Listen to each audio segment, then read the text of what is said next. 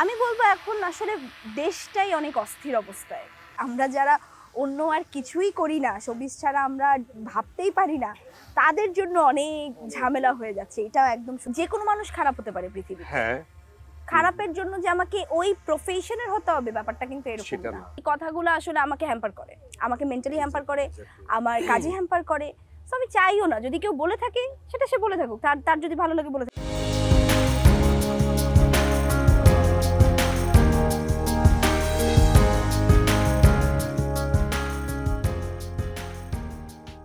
আমাদের তো জাতীয় জীবনে রাজনৈতিক একটা পট পরিবর্তন হয়েছে। হুম, হুম। তুমি আমি তোমাকে পলিটিক্যালি কিছু বলার জন্য বলছি না। মানে ৫ই আগস্টের পরে সিনেমাতে, শোবিজে তুমি কি কোনো চেঞ্জ দেখতে পাচ্ছ? আমি কিছুটা অবশ্যই চেঞ্জ দেখতে পাচ্ছি। আমি বলবো এখন আসলে দেশটাই অনেক অস্থির অবস্থায়। দেশটাই আসলে স্থির না, কিংবা আমরা জানি না আজকে রাতের পর কালকে কি হবে, কিংবা কোথায় কখন কি হচ্ছে আমরা নিজেরাই অবগত না।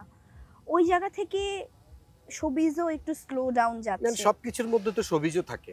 একদমই তাই, শোবিজও স্লো ডাউন যাচ্ছে। কিন্তু আমরা যারা পুরোপুরি শোবিজের মানুষ, আমরা যারা অন্য আর কিছুই করি না, শোবিজ ছাড়া আমরা ভাবতেই পারি না, তাদের জন্য অনেক ঝামেলা হয়ে যাচ্ছে। এটাও একদম সত্যি কথা। আমার ধারণা, আমি যেটা দেখলাম, কারণ আমাদের শিল্পীদের অনেকেই ট্যাগ পাইছে প্রচুর। আপনি দোসর ট্যাগ, এই ট্যাগ, সেই ট্যাগ, দু একজন হয়তো ছিলেনও, কিন্তু তোমাদের কি এখন হিসাব করে চলতে হয় কার সঙ্গে কথা বলবো, কার সঙ্গে কথা বললে আবার একটু বিপদে পড়ি কিনা, এই বিষয়গুলি কি মাথায় রাখতে হয় কিনা? না মানে একটা টাইমে তো এগুলো কখনো মাথায় রাখিনি, কারণ শিল্পী তো শিল্পী। আমি মনে করি একটা শিল্পী তো আসলে কাদামাটির মানুষ।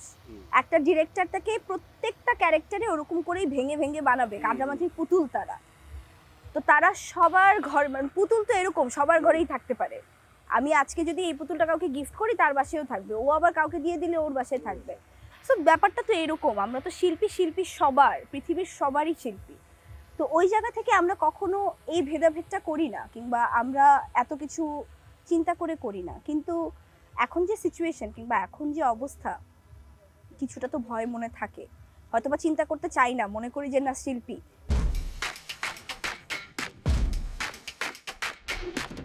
কিন্তু পাশের মানুষকে আমাকে শিল্পী ভাবে ওভাবে, এটাও একটা প্রশ্ন। এটা খুবই প্যাথেটিক একটা প্রশ্ন, পাল্টা প্রশ্ন তুমি আমাকে করলে। শিল্পী কি তোমাকে ভাবে কি? আসলে আমাকে কি শিল্পী মনে করছে?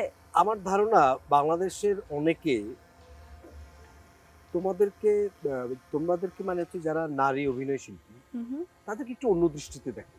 তাদেরকে ঠিক শিল্পী না, বা কেমন যেমন তাদের অ্যাটিটিউড, তোমাদের কমেন্টে গেলে, তোমাদের ফেসবুক পোস্টের কমেন্টে গেলে আমি দেখি যে কুৎসিত ভাষা আছে, ভালোও আছে।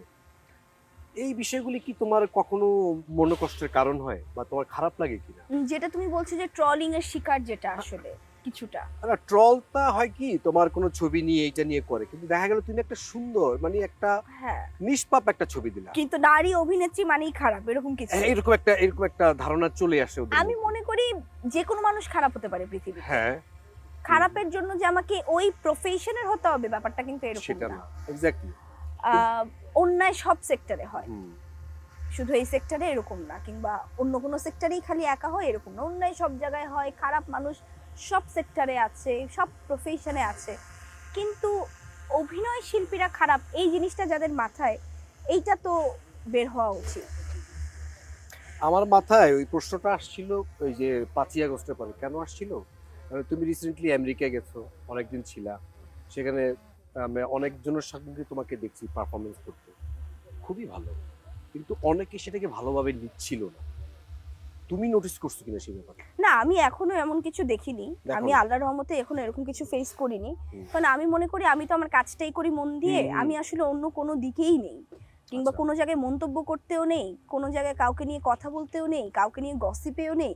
আমি চুপচাপ বসে থাকি, কাজ না থাকলে বাসায় আমি আমার মতো লাইফ লিড করছি। আবার আমার যখন কাজ থাকছে, যেখানে আমার মনে হচ্ছে এই কাজটা আমার করা দরকার, এই কাজটা আমার কাছে সুইটেবল আমার জন্য, আমি ওখানে কাজে চলে যাচ্ছি। এবং আমি না আশেপাশের কথা শুনতেও চাই না আসলে। আমি মনে করি এই কথাগুলো আসলে আমাকে হ্যাম্পার করে, আমাকে মেন্টালি হ্যাম্পার করে, আমার কাজে হ্যাম্পার করে। সো আমি চাইও না যদি কেউ বলে থাকে সেটা সে বলে থাকুক, তার তার যদি ভালো লাগে বলে থাকতে পারে। তোমাকে বলার আরেকটা কারণও আছে। ওই যে মুজিব সিনেমা ধরে সবাইকে যারা অভিনয় করছে তাদের অনেকেই, সবাই না, সবাই না, অনেককেই এক ধরনের ট্যাগ দেওয়া হচ্ছে। ওই ব্যাপারটা তুমি কিভাবে দেখো এমনিতে? সিনেমা সিনেমাই, হুম। যখন যেই সিনেমায় আমাদের কাজের জন্য ডাকবে, একটা সিনেমা বিগ বাজেটের হতে পারে। এবং ওই সিনেমাটা তো সরকারি ছিল। হ্যাঁ, এখন যদি আমি তো সেটাই বললাম, আমরা হ্যাঁ, তো হ্যাঁ। শিল্পীরা কাদামাটি। এখন যদি এই এখন সরকার যদি একটা ছবি সিনেমা বানায় করে, তুমি অবশ্যই অভিনয় করবা।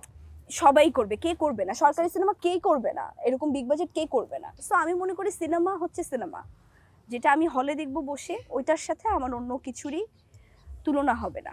এটা এটা যেহেতু আমি সিনেমা হিসেবে নিয়ে নিয়েছি, এটা ফিল্ম হিসেবে নিয়ে নিয়েছি, এটা ছবি হিসেবে নিয়েছি, পর্দার জিনিস, ওইটা আমি পর্দা পর্যন্তই রাখি।